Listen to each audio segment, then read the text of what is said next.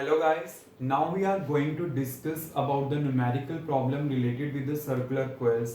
इससे पहले भी हमने सर्कुलर कॉइल्स के बारे में ही डिस्कस किया था, मींस उसके जो न्यूमेरिकल प्रॉब्लम था। और अब भी हमारे पास ये है, जस्ट इसका डायग्राम क्या होगा थोड़ा डिफरेंट मैनर में होगा। और सबसे अलग क्या है यहाँ पे कि जैसे उसमें हमारे पास डायग्राम मेंशन था, यहाँ पे हमारे पास डायग्राम मेंशन नहीं है। क्लियर? तो according to the language part सबसे पहले हमने डायग्राम को ड्रॉ करना है and then after we have to solve the numerical problem. Clear? तो देखिए है क्या, two parallel coaxial circular coils of equal radius R. आपके पास क्या है, दो पैरेलल सर्कुलर कॉइल्स हैं। आई डोंट नो कि वो पैरेलल कैसे होंगे, वो ऐसे भी हो सकती हैं, ऐसे भी हो सकती हैं। क्लियर? और उसके बाद क्या है, of equal number of turns N, हर एक कॉइल में नंबर ऑफ टर्न्स एन है और इक्वल है। और करंट आई भी क्या कर रहा है, सेम फ्लो कर रहा है in the same direction. Same direction in the sense कि मैं दोनों में क्लॉकवाइज भी ले सकता हूं, एंटी क्लॉकवाइज भी ले सकता हूं, वो मेरी मर्जी है, बट दोनों में लेना सेम डायरेक्शन में। Clear? And separated by a distance 2r, और दोनों कॉइल एक दूसरे से कितने डिस्टेंट अपार्ट हैं, 2r। Find the magnitude and the direction of the net magnetic field produced at the mid point of the line joining there centre. Clear? तो आपके पास situation एक टाइप से है क्या कि जैसे सपोज करो मेरे पास एक सर्कुलर कॉइल है और एक ऐसी सर्कल आपके पास यहाँ पे है, उसके सेंटर से क्या है, एक एक्सिस पास आउट हो रही है और आपने क्या करना है, उसके मिड पॉइंट पे वैल्यू पता करनी है। मींस इस सिचुएशन के लिए अगर मैं डायग्राम बनाता हूं तो मेरे पास किस टाइप से बन सकता है, लाइक दिस, कि ये मैंने दो पैरेलल सर्कल ले लिए और इनके सेंटर से ये पास आउट होती है एक्सिस। क्लियर? और दोनों कितने डिस्टेंस अपार्ट हैं, लेट इट बी 2r, ये आपको गिवन है। और मिड पॉइंट मैं ले लेता हूं, लेट इट बी o, तो ये कितना होगा r और ये भी कितना होगा r, और इनका रेडियस भी मेरे पास कितना है, कैपिटल R है। क्लियर? तो यहां पे भी रेडियस मैं लिख लेता हूं कैपिटल R। अब मैंने क्या करना है, O पॉइंट पे पता करना है कि मैग्नेटिक फील्ड है कितना। अब देखिए यहां पे सबसे पहले अगर मैंने फाइंड आउट करना है कि नेट मैग्नेटिक फील्ड O पे कितनी होगी, तो मुझे डायरेक्शन ऑफ मैग्नेटिक फील्ड पता होनी चाहिए due to both of the coils, मतलब दोनों की वजह से पता होना चाहिए। अब वो मुझे पता कैसे चलेगा, ये भी क्वेश्चन है। अब देखिए आपके पास क्या है, यहां पे मैं मान लेता हूं कि दोनों में कैसे फ्लो करता होगा, क्लॉकवाइज फ्लो करता होगा। क्लियर?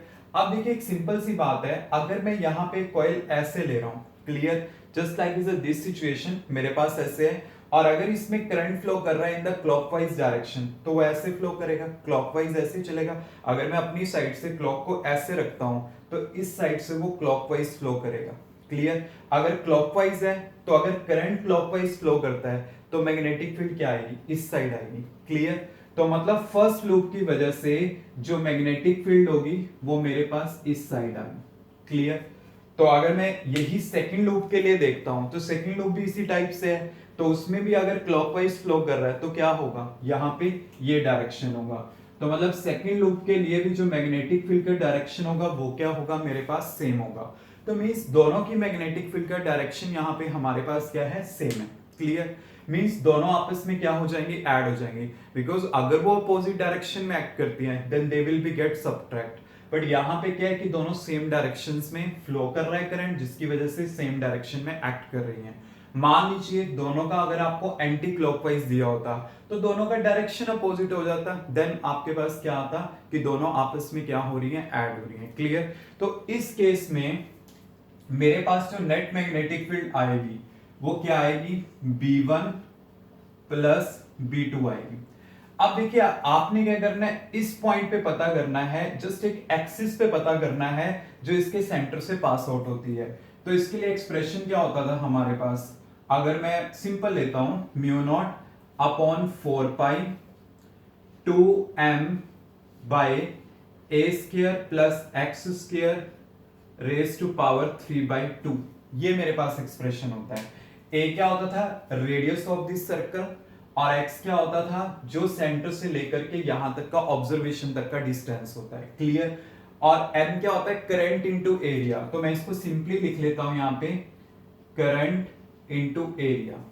अब देखिए जैसे मैं B1 के लिए लिख रहा हूं तो क्या होगा, mu naught upon 4 pi 2, current कितना फ्लो कर रहा है, I, एरिया कितना होगा इसका, अगर रेडियस आर है, पाई आर स्क्वायर डिवाइड बाय, अब ये कितना है ए, आर स्क्वायर, और एक्स भी कितना है आर स्क्वायर, क्योंकि ये डिस्टेंस कितना है आर, तो आपके पास कितना आ गया ये, तो यहां पे क्या आ जाएगा, mu naught upon 4 pi 2 I pi R square divide by 2 R square 3/2। Clear, pi से पाई कैंसिल आउट, 2 से ये कैंसिल आउट हो गया, और आपके पास क्या आ जाएगा, म्यू नॉट अपॉन 2, और यहां पे आ गया आई आर स्क्वायर, और ये 2 की पावर कितनी है 3/2, मतलब 2 की पावर 3/2 का मतलब क्या है 2√2, तो इसको ऐसे लिख सकता हूं ना मैं, और आर स्क्वायर की पावर, जैसे मेरे पास यहाँ पे आर स्क्वायर की पावर 3/2 है, तो ये कैंसिल आउट हो जाएंगे, तो क्या आएगा आर क्यूब आ जाएगा, तो इसको मैंने लिख लिया आर क्यूब, आर स्क्वायर से क्यूब कैंसिल आउट, तो मेरे पास क्या आ जाएगा म्यू नॉट अपॉन 4√2। क्लियर, और यहां पे क्या आ जाएगा आई बाय आर, तो मतलब इस सर्कल की वजह से यहां पे जो मैग्नेटिक फील्ड आई है वो इतनी आएगी। क्लियर, ऐसे अगर मैं सेकंड सर्कल लेता हूं तो उसके लिए भी क्या होगा, सेम ही होगा वैल्यू, क्यों, क्योंकि देखिए ये भी आ रहा है ये भी आ रहा है, तो यहां पे क्या आ जाएगा सेम वैल्यू आएगा, mu naught upon 4√2 I by R, ये मेरे पास होगा। अब दोनों आपस में ऐड हो रही है और सेम वैल्यू की है, तो b इक्वल टू क्या है b1 प्लस b1, तो ये कितना आ गया 2b1 आ गया, तो b कितना आ जाएगा हमारे पास 2b1, b1 का वैल्यू पुट कर देता हूं, म्यू नॉट अपॉन 4√2। क्लियर, और यहां पे क्या आ जाएगा i बाय आर, तो ये कैंसिल आउट, तो यहां से क्या आ जाएगा mu naught upon 2√2 I by R, तो हमारे पास जो नेट आंसर है वो क्या आ जाएगा, इसको मैं यहां लिख लेता हूं, तो नेट आंसर मेरे पास ये आ जाएगा। क्लियर, तो ये मेरे पास क्या आ जाएगा net magnetic field at the point O।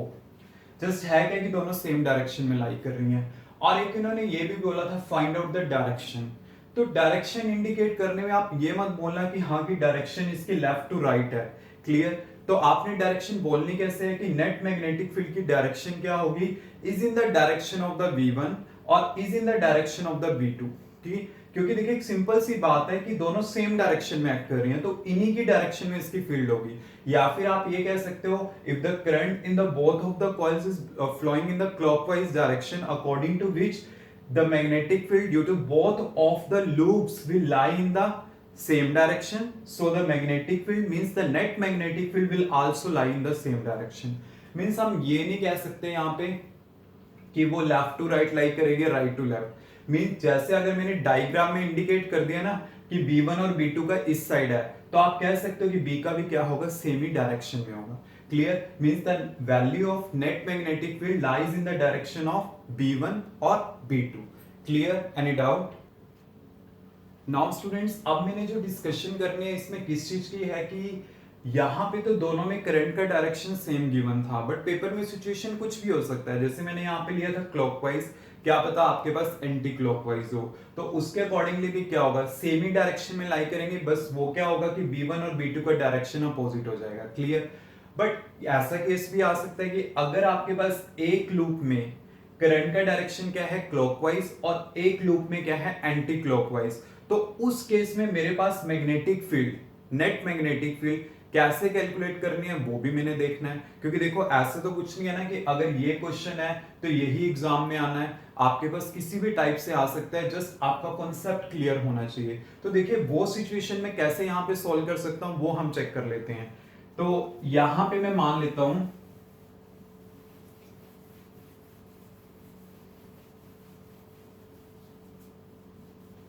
यहां पे मैंने कंसीडर कर लिया कि करंट एक लूप में मेरे पास क्या है क्लॉकवाइज है और दूसरे लूप में क्या है एंटी क्लॉकवाइज है। क्लियर, अब देखिए एक सिंपल सी बात है कि आपके पास अगर इसमें क्लॉकवाइज है तो क्लॉकवाइज ऐसे फ्लो करेगा, तो इसके अकॉर्डिंगली मैग्नेटिक फील्ड का डायरेक्शन क्या होगा मेरे पास ये होगा from left to right. Clear, तो यहाँ पे इसकी वजह से जो मैग्नेटिक फील्ड होगी B1 वो मेरे पास ये होगी। क्लियर?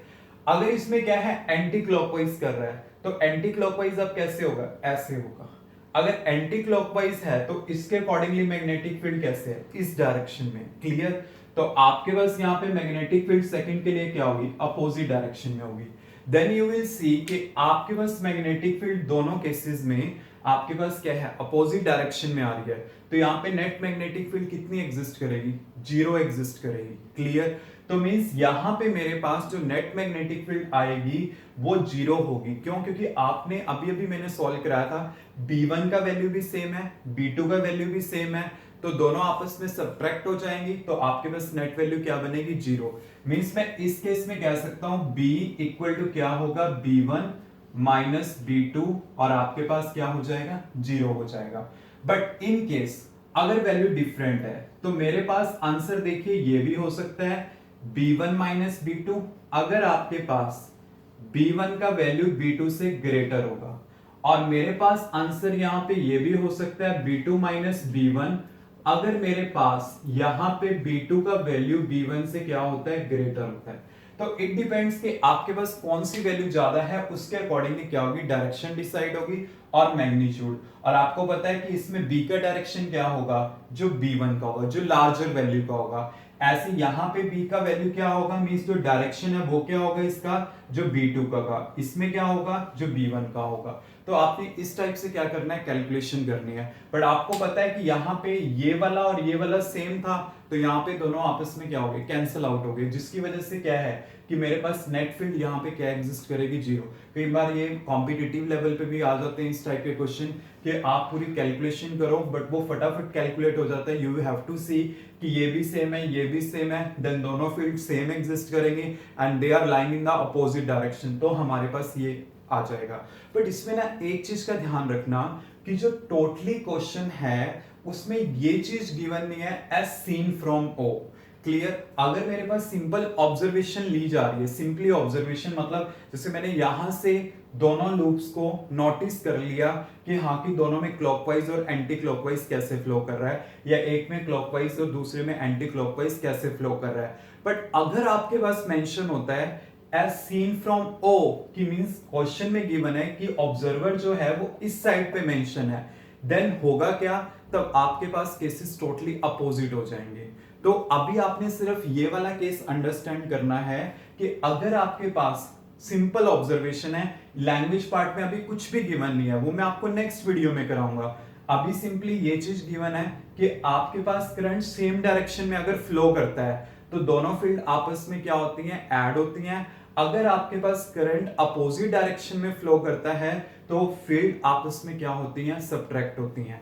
तो मींस मैं आपको एक शॉर्टकट में लिखवा देता हूं ताकि आपकी हेल्प हो जाए और आप इसे नोट भी कर सकते हो। जैसे फर्स्ट पॉइंट क्या है, if current in both loops are flowing in same direction, then net magnetic field वो क्या होगी, B equal to B1 plus B2 की, मीन्स आपस में ऐड हो जाएंगी। अगर आपके पास क्या है, if current in both loops are flowing in opposite direction, opposite direction का मतलब क्या होगा, एक में क्लॉकवाइज और दूसरे में anti clockwise, then net magnetic field B equal to क्या होगा, B1 माइनस B2, या B2 माइनस B1 भी हो सकता है। कब, जब मेरे पास B1 का वैल्यू B2 से ग्रेटर होगा, जब मेरे पास B2 का वैल्यू B1 से ग्रेटर होगा। देन हमने इसके अकॉर्डिंगली सोल्व करना है। क्लियर? तो इस टाइप से आप क्या करोगे, इसे सॉल्व करोगे। क्लियर?